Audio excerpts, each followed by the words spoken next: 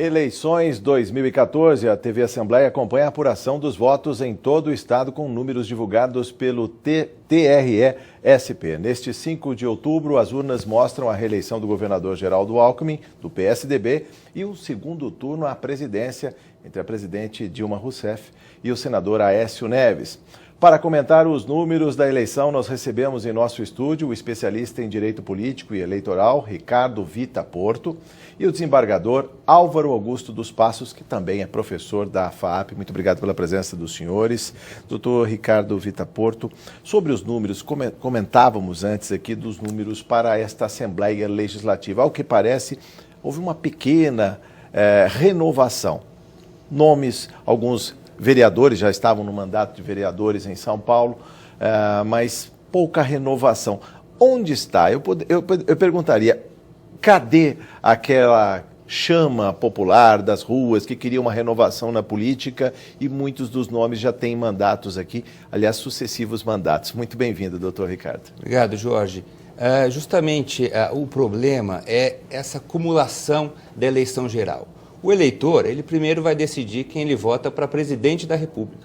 Aí depois ele vai pensar em quem ele vota para governador, senador, e a escolha para deputado federal e deputado estadual fica muitas vezes para a última hora. Sim. Então, e esse é o grande problema, e até uma culpa nossa, da própria imprensa, que faz uma cobertura da eleição muito focada só na eleição presidencial e muitas vezes só na eleição para o governo do estado e esquece da cobertura para a eleição de deputados, as eleições chamadas proporcionais. Sim. Então, acho que até aqui é o meia-culpa, não só da sociedade, mas também da imprensa, que deve também procurar mais e divulgar as atividades parlamentares. Justamente, quanto mais o eleitor souber, quanto mais o eleitor investigar e conhecer o trabalho desenvolvido pelos deputados, ele vai, evidentemente, poder fazer uma melhor escolha para as eleições. Então, acho que a falta de renovação também é um problema do sistema. Por isso que eu até tenho uma proposta que é até um pouco radical, mas é até de se pensar, que era se dissociar as eleições. Talvez se pensar em mais para frente, se fazer, quem sabe, uma eleição apartada só para os cargos do Legislativo, para deputado federal e deputado estadual. É uma ideia ousada, mas eu lanço para que isso possa ser discutido. Bom, antes da fala do doutor Álvaro, eu convido ao nosso telespectador a ficar atento aos números da renovação nessa Casa de Leis com Raquel Santos. Os últimos números, Raquel. Pois é, Jorge, nós temos aqui os 12 candidatos mais votados para o Parlamento Paulista, candidato Fernando Capês, do PSDB, Coronel Telhada, do PSDB, Orlando Morando, também do PSDB, candidato Trípoli, do PV, delegado Olim, do PP, Barros Munhoz, do PSDB, Campos Machado, do PTB, Feliciano, do PEN, Jorge Wilson, do PRB, Mauro Bragato, do PSDB, Edmir Chedi, do DEM e Carlos Gianazzi, do PSOL. Desembargador, muito bem-vindo. Por esses números já apresentados, a baixa renovação nesta Casa de Leis, mas também se traduz no Executivo. A atual presidente tem 40% dos votos válidos à presidência, o atual governador já leva a reeleição em primeiro turno.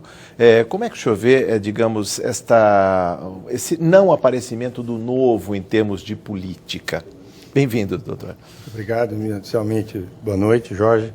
Doutor Ricardo, prazer estar em sua companhia. Prazer é todo nosso, doutor. Sempre é bom essa oportunidade de poder falar com nossos telespectadores e eleitores a respeito do processo político. Nós conversávamos ainda há pouco exatamente sobre essa questão da renovação. O que parece é que o eleitor pede muito por mudanças, mas no fundo, na hora de decidir, ele vota com a segurança, né? E nós estamos vendo isso não só nos candidatos que estão sendo eleitos para o segundo turno nas eleições majoritárias, sim, como nas proporcionais também. O que demonstra que essa ânsia de renovação não se traduz. Não está se traduzindo. Quer dizer, os partidos tradicionais são os mais votados, os candidatos mais conhecidos são aqueles mais votados. Nós falamos tanto, ou se falou tanto de uma diminuição na polarização entre PSDB e PT, que haveria aí a terceira via. Uma terceira via. No entanto, acabou dando PSDB, PT. Então, dificilmente, no curto prazo, nós vamos ter mudanças ou vamos visualizar uma mudança com relação a isso. Sim. Eu não acredito que isso vá acontecer, não. Falávamos ainda há pouco da questão da Assembleia Legislativa. Eu acrescentaria mais uma questão que eu acho de vital importância. Além da eleição ser um pouco esvaziada por conta dessa atração que se tem naturalmente pela eleição federal, nós também temos um baixo conhecimento da população com relação à atividade do deputado estadual, por conta de um esvaziamento da competência legislativa estadual, que a gente precisaria, né, num processo constituinte aí de reforma, pensar um pouco no resgate, né, do valor realmente do legislador local. Né? Mas isso não veio também com a Constituição de 1988, quando, de alguma maneira, criou uma nova competência, que são os municípios, ou seja, os problemas ou estão nos municípios ou no macro, em Brasília, no Congresso Nacional, no Senado e na Câmara. Pouco sobra de competência para um deputado estadual. Eu acho que isso, na verdade, é um processo histórico anterior. Os estados perderam competência, perderam autonomia desde o final da chamada República Velha. Quando nós tivemos o processo conhecido como Revolução de 30 e a instalação do governo Vargas, houve a supressão total da autonomia dos estados. Deixou de ser uma federação de estados e se comportou como um estado unitário. Quando nós tivemos o governo militar, isso voltou a se fortalecer.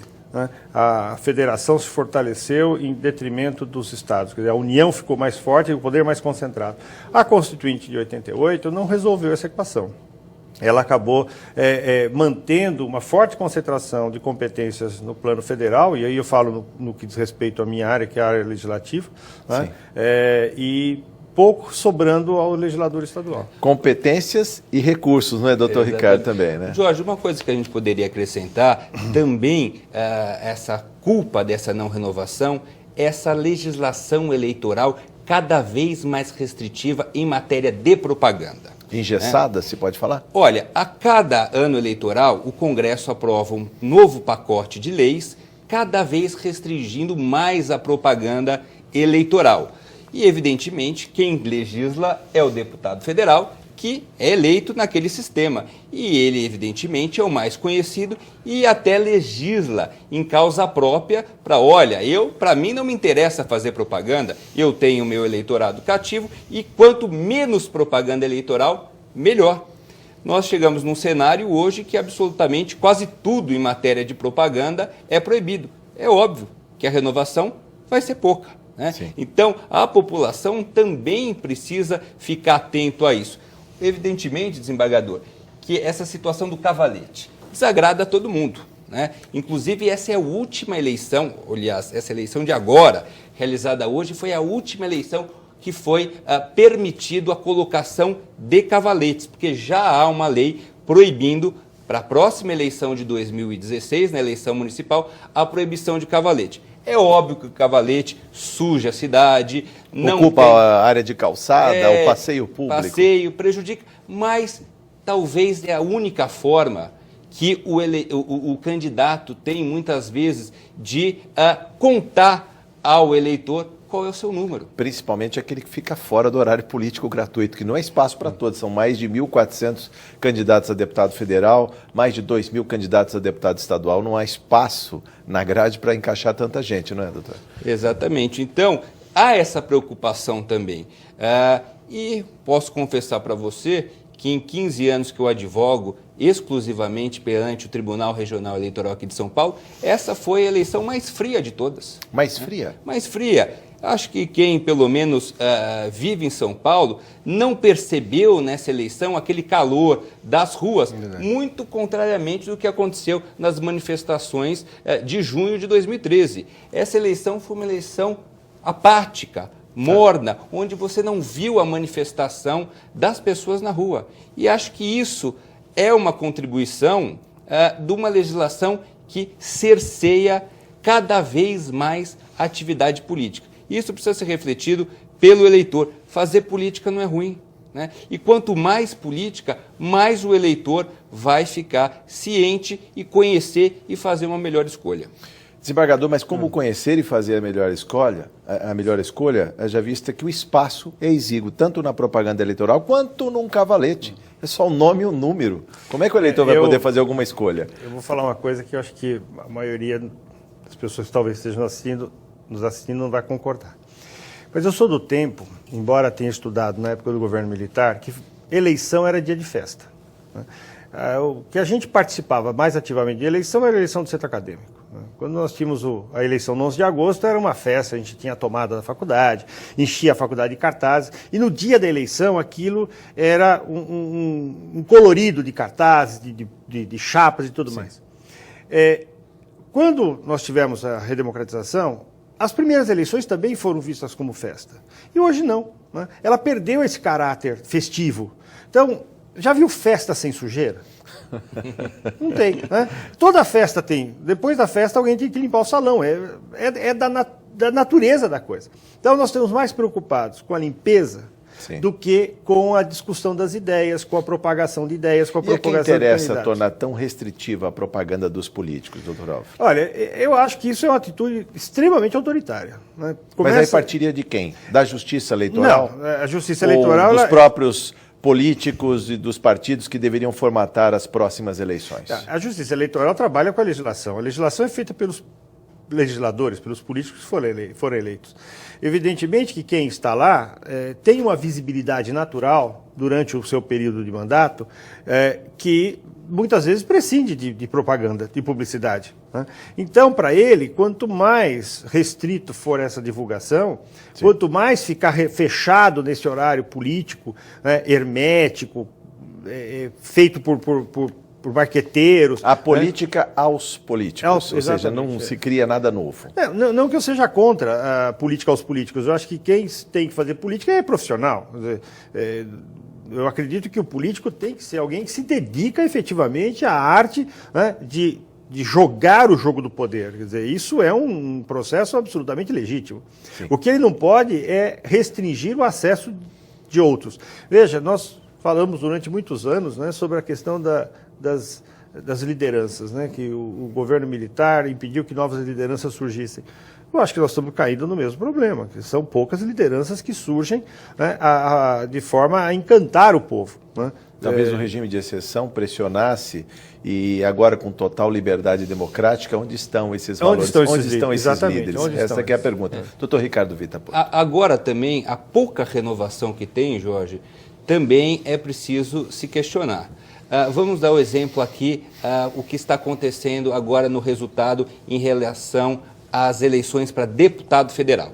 Nós tivemos o Celso Russomano, né, com uma votação histórica, uma votação estrondosa, superou o Tiririca na eleição passada. Já estamos, inclusive, com imagens na tela. Celso Russomano com mais de 1,5 milhão de votos. Tiririca já também ultrapassou a marca de 1 milhão de votos, 4,84% do total de votos válidos apurados. Pastor Marco Feliciano, Bruno Covas, Rodrigo Garcia.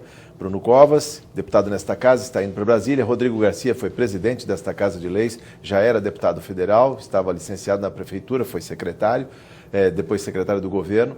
Carlos Sampaio também já é deputado federal. Duarte Nogueira, deputado federal. Ricardo Tripli, também deputado federal. Samuel Moreira, presidente desta Casa de Leis, dia 1º de fevereiro, assume um cargo de deputado federal. Paulinho da Força, Baleia Rossi, Eduardo Cury, ex-prefeito Eduardo Cury. O que falar desses nomes já de todos conhecidos? Esses nomes são conhecidos, Jorge. O problema justamente é numa eleição, nesse sistema proporcional, numa eleição do Russomano, trazer ao Congresso Nacional, para representar São Paulo, outros 8 candidatos de um partido que é o Partido Russomano, um partido pequeno, um partido explicitamente controlado por uma igreja, e a renovação muitas vezes se dá por conta disso, questão de se inflar o quociente eleitoral. Ele arrasta o Celso Russomano com ele hoje mais de 8 novos deputados federais para representar São Paulo em Brasília e deputados federais com uma votação muito baixa, sem nenhuma representação. Então esse é o problema, Jorge. Quando há renovação, a renovação é feita à base do quê? Desse sistema do quociente eleitoral que acaba carregando elegendo quem, na verdade, tem poucos votos e, na verdade, não representa absolutamente ninguém. Esse é o grande problema. Desembargador, mas neste formato de eleições, ele não é mais justo porque o número de cadeiras, na verdade, reflete o número de votos do partido ou da coligação. A gente sabe que um grande puxador de votos pode levar consigo mais alguns nomes, mas no caso também não é mais justo com os partidos, a seu ver? Veja, o sistema proporcional ele foi idealizado para dar representação às minorias, né? Para que não só aqueles que sejam os mais votados tenham o mandato assegurado, mas também aquela parcela da população que não se faz representar com a mesma proporção da maioria tenha a voz ativa. Esse exemplo que o doutor Ricardo acabou de citar demonstra que o sistema padece de aprimoramento na medida em que nós temos uma pluralidade enorme de partidos, são mais de 33 partidos hoje, Sim. com outro número querendo registro. Esses partidos, eles não espelham ideologias, né? São mais agremiações para realmente amigos que se juntam exatamente para conquistar uma cadeira no parlamento. Sabendo disso, pegam um ou outro puxador de voto, como os dois nomes que foram citados. Esses têm mais de 1 milhão de eleitores e acabam elegendo pessoas que não representam ninguém, né? Qual é a representatividade que tem esses que foram eleitos? Sim. Então, é um desvio da finalidade do próprio sistema majoritário, porque, da medida em que essas pessoas são desconhecidas e não trazem consigo qualquer pensamento que seja a voz dessas minorias que eles representam, perdeu o sentido, eles representam a si mesmos, né? Doutor Vitor Porto, ainda sobre esses números, lembramos que não são definitivos, ainda haverá a proclamação pelo Tribunal Regional Eleitoral, pelo Tribunal Superior Eleitoral. Digo isso porque alguns candidatos caíram na lei da ficha limpa, os nomes não aparecem ou quando aparecem eles vão direto para os votos nulos, é isso? Eu costumo dizer, quem está aí apontado hoje como eleito, é melhor ainda não comemorar. Por quê? Porque apareceu na apuração como zerado aqueles candidatos aonde o registro de candidatura em relação à lei da ficha limpa ainda está sendo questionado na Justiça Eleitoral. Um grande exemplo disso é o atual deputado federal Paulo Maluf. Ex-governador, ex-prefeito de São Paulo, inclusive que já está no seu 22º pleito. Exatamente. No caso dele, se a gente observar no sistema de apuração da Justiça Eleitoral, ele aparece com 0 votos, quando, na verdade, ele, por informações que se tem da própria Justiça Eleitoral, de um outro sistema de apuração, ele obteve mais de 250 mil votos. Ele aparece no mapa de apuração com 0 voto aí. Exato. Paulo Maluf, da coligação PP, PMDB, e tem um asterisco à frente ali do voto, 1, 2, 3, 4, seria a colocação que ele está, mas lembramos que esses votos ainda estão sub júdice. E se ele, enquanto um grande puxador de votos, pode mudar a configuração da bancada paulista? Muda tudo. Muitas vezes até não precisa nem ser um candidato com votação expressiva, como Paulo Maluf, muitas vezes um candidato pequeno de 1.500, 600 votos, que hoje está na condição de indeferido, mas o processo de registro ainda tramitando nas instâncias da Justiça Eleitoral, e ele venha a receber o registro, a confirmação da candidatura, há toda uma mudança, não só naquele partido especificamente, mas todo num quadro. Muitas vezes 600, 1.000 votos pode fazer uma diferença para tirar uma cadeira de uma coligação e dar uma outra. Eu lembro um caso aqui clássico que aconteceu no estado de São Paulo na eleição de 2006, é o atual vice-presidente da República, Michel Temer, que até a 3ª ou 4ª recálculo do quociente eleitoral, ele aparecia como não eleito, né? Então, ainda vai haver muita mudança. Esse resultado para as eleições proporcionais, tanto para federal como para estadual, ainda é um resultado provisório e a Justiça Eleitoral vai ter que ainda fazer vários reprocessamentos de dados. Então, por isso que eu falo, é melhor ainda não comemorar. Desembargador, o que falar dessa situação? Aliás, o eleitor entende isso.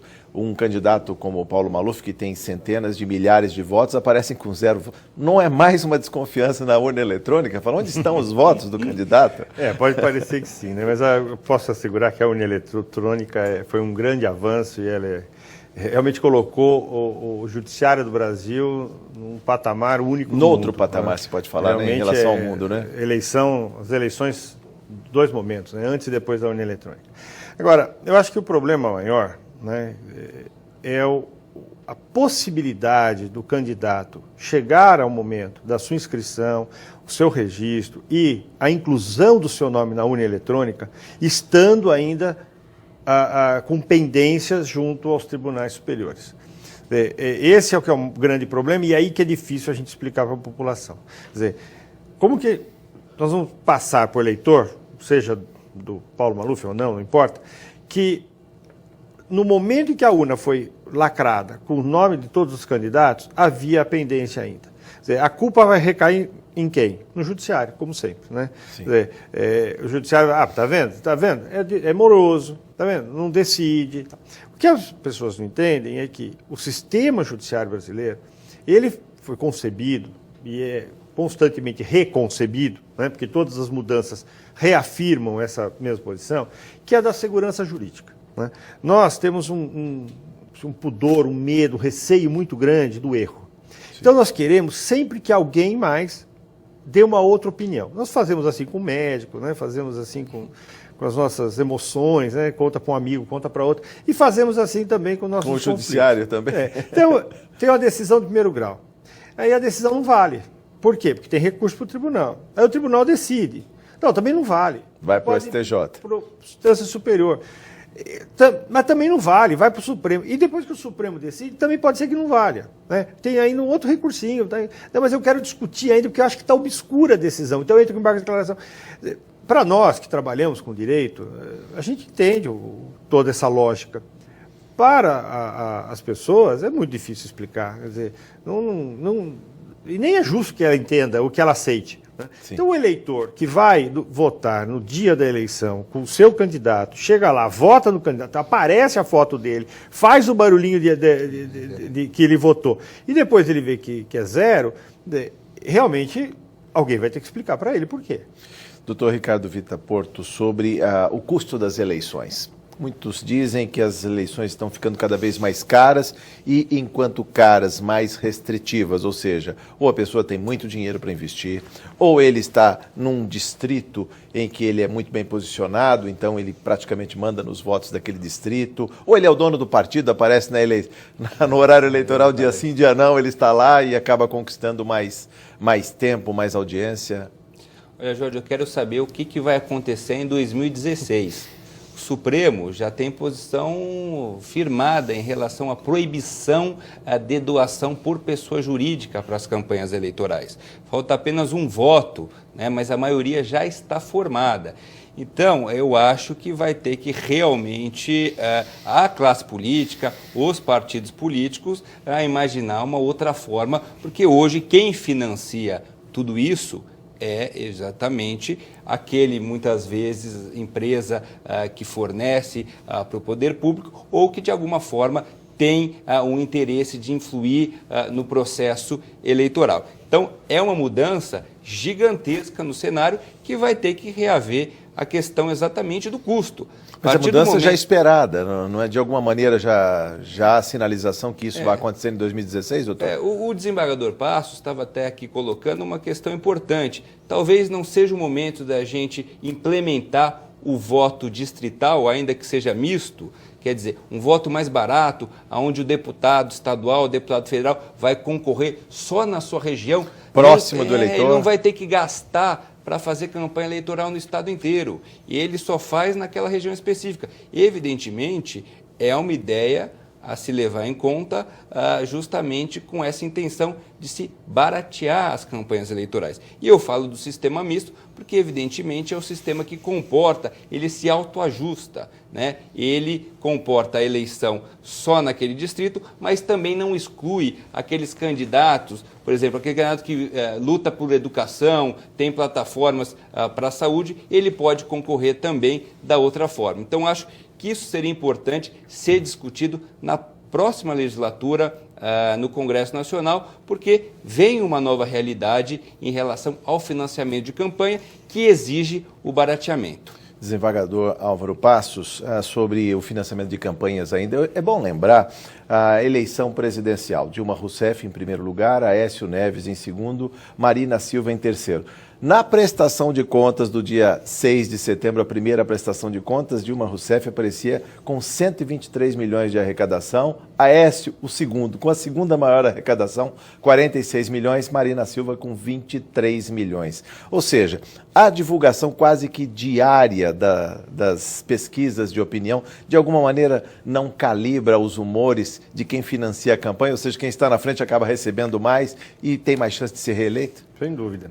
E olhando os números, nós realmente ficamos na dúvida como serão as eleições de 2018.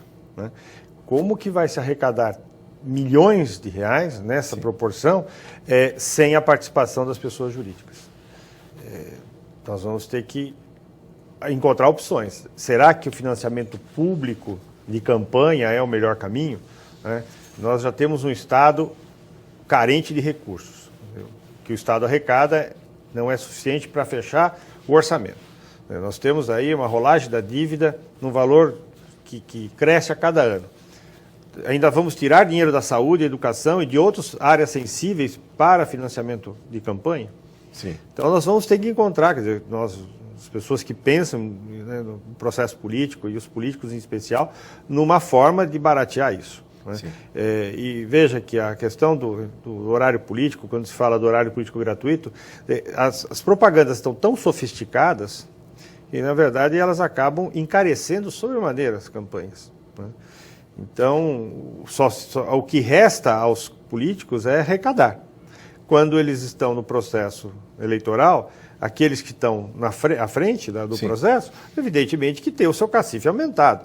E qual é a grande construtora, qual é o grande banco que vai virar as costas para aquele que poderá ser o futuro presidente da República? Sim. Eu acho muito difícil. Doutor Ricardo, ainda sobre a questão do custo das campanhas, como diluir isso? Porque, ao que parece, se nas eleições proporcionais 20% do eleitorado diz não, voto branco, voto nulo, ou seja, não há uma sobra, não há um desperdício, ou seja, se faz tanta campanha, se anuncia tanto candidato e chega na hora, só 80% dos eleitores vão lá, comparecem e votam. Acabam colaborando.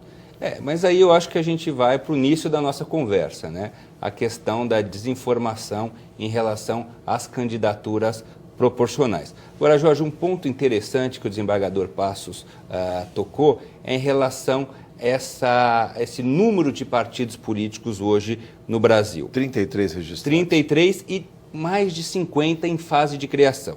E o que estimulou isso? Justamente a posição do Supremo Tribunal Federal ao criar a perda de mandato por infidelidade partidária.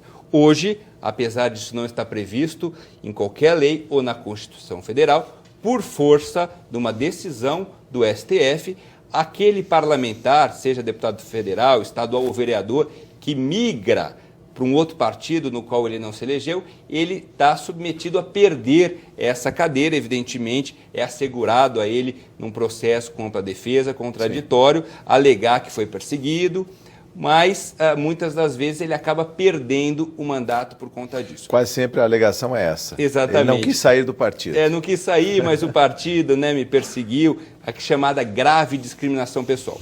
Mas o problema não é esse. O problema é que uma das cláusulas que permite a mudança de partido é a criação de um novo. Né?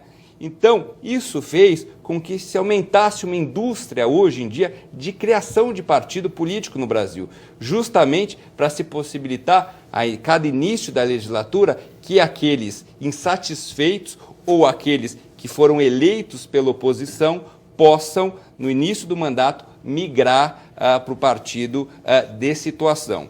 Então, é uma questão também que talvez a decisão do Supremo tentou ser boa de um lado, mas acabou criando um problema ainda maior, porque, evidentemente, 33 vai virar 35, vai virar 40. É insustentável esse número de partidos, doutor Ricardo? Sim. Aliás, lembremos aqui que no passado, quando havia Arena, MDB, depois PMDB, PDS, houve da parte dos militares que estavam deixando, era o ocaso do poder, a intenção em dividir a oposição. Ou seja, a oposição foi segmentada em diversos partidos, foi aí que nasceu o PT, o PDT, o PTB, e foram vários partidos de oposição. Mas aí são filhotes demais, né? O que falar agora com mais de 30 partidos? É justamente isso. Hoje a gente briga para que o partido tenha uma ideologia. Seja mais orgânico. Por exemplo, não ter aquele voto nominal. Por exemplo, aqui mesmo na Assembleia Legislativa, né, eu sou totalmente a favor do voto de bancada, de fechamento de questão. Quer dizer, o partido tem aquela bandeira e ele tem que votar justamente em bloco naquela ideia que condiz com o seu programa, com o seu estatuto e condiz com a sua propaganda eleitoral. Então, na medida que nós vamos ter 50, 60 partidos políticos, é um total de serviço à própria democracia e à própria representatividade dos eleitores, que vai eleger uma pessoa que muitas vezes não sabe que lado que ela está. Bom, para encerrar nossa conversa, um minuto de considerações finais, desembargador Álvaro Passos. O que faltou dizer? Bom, eu renovo meus agradecimentos, parabenizo a TV Assembleia pela iniciativa. Continuo vendo a eleição como uma grande festa. Eu acho que é um momento em que nós podemos realmente manifestar todas nossas esperanças naqueles que escolhemos como sendo nossos mandatários. E esses dias eu, dando uma aula sobre exatamente o processo eleitoral, eu finalizei de uma forma que eu vou pedir permissão para falar a mesma coisa. Por favor. Se as pessoas lembrassem todos aqueles que sofreram, que morreram, que foram torturados ao longo da história, para que hoje a gente possa ir tranquilamente a uma zona eleitoral, deveria fazer isso solenemente, usando inclusive ir com roupa de festa, porque é um momento em que nós votamos por nós e por todos aqueles que nos antecederam, e nós preparamos o mundo para aqueles que virão, de tão importante que é. E infelizmente isso tem se mostrado muito mais como uma obrigação do que como um direito. A gente tem que voltar a ver o processo eleitoral como um direito e não como uma obrigação.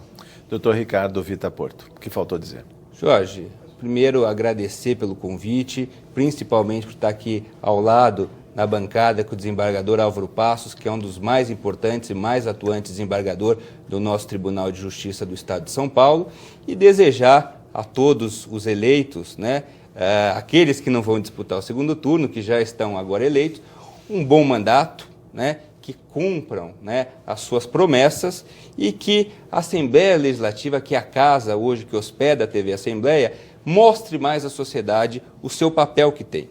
Na esteira do que o desembargador Passos falou, dessa questão de competência, a Assembleia Legislativa de São Paulo também precisa se reinventar.